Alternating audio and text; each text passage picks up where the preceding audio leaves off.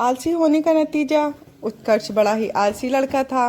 वो पढ़ाई में बहुत कमजोर था और अक्सर परीक्षा में फेल हो जाया करता था।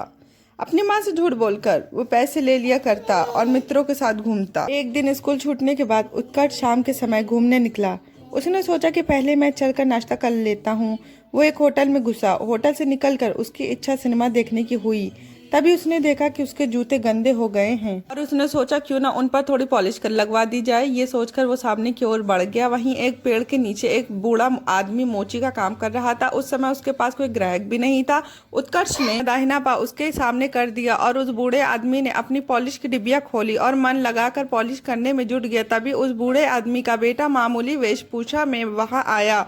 उसके हाथ में कुछ पुस्तकें थीं। वो स्कूल से सीधा चला आ रहा था। आते ही उसने पुस्तकें एक किनारे रख दी और बड़े प्रसन्न मन से अपने पिता से बोला, बाबू अब तुम उठो, दिन भर काम करते करते तुम थक गए होगे, जरा आराम कर लो, सर के जूते मैं चमका देता हूँ। अपने बेटे की बात सुनकर बूढ़ा आदमी धीरे से उठा और घर की ओर चल दिया।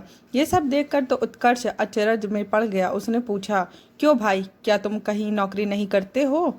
जी नहीं, मैं पढ़ता हूँ, बूढ़े आदमी के बेटे ने कहा। लेकिन उसके बाद भी तुम ये नीच काम करते हो, क्या तुम्हें शर्म नहीं आती? उत्कर्ष ने पूछा। काम करने में कैसी शर्म? मेरे बापू यही काम करके मुझे पढ़ा लिखा रहे हैं। शाम को मैं उनकी मदद किया करता हूँ। बूढ़े हो गए हैं, है ना, थक जाते हैं। उनकी हर तरीके से मदद करना मैं अपना कर्तव्य समझता हूँ। दुनिया में कोई काम छोटा नहीं होता। दरअसल जो काम करते हैं वही बड़े आदमी होते हैं, उस लड़के ने जवाब दिया। उस लड़के की ये बात सुनकर उत्कर्ष जैसे आसमान से धरती पर आ गिरा। आज से उसने जीवन का सही सबक मिल गया था।